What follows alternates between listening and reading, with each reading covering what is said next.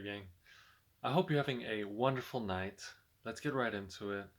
Um, of course, we're here. We're all about getting our mind right because that's our greatest tool, okay? And let's dive a little bit deep into slightly esoteric stuff, okay?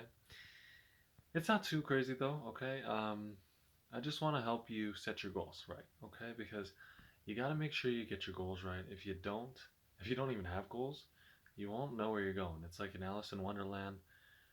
The Cheshire Cat asks Alice, "Where are you headed?" And she says, "Nowhere in particular."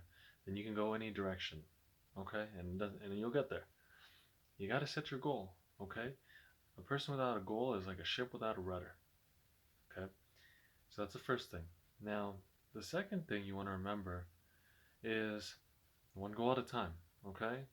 You can have a list of a lot of goals. You can have a vision of your future, but in the here and now, work on one at a time because your subconscious mind can only hold one thought at a time. Okay, it can only hold one thing at a time. Okay, trust me on that one. I'm not able to explain it too much. This is from a lot of subconscious literature. Now, the last thing, this is the most important part that I want you to take home today. Okay.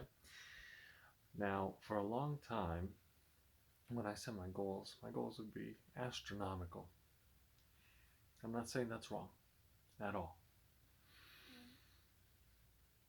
but you put that aside for a little bit. Unless you're just a hyper confident overachiever who's just knocked it out of the park your whole freaking life. If you are, set your giant goals. But for a long time, I set really huge goals. You know, if I remember, I wanted to be the world's absolute greatest movie director. I wanted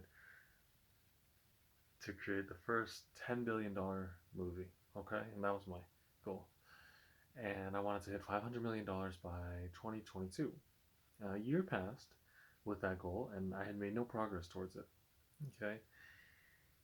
What you want to remember is when you're setting your goal, you have to keep in mind, do you really want it?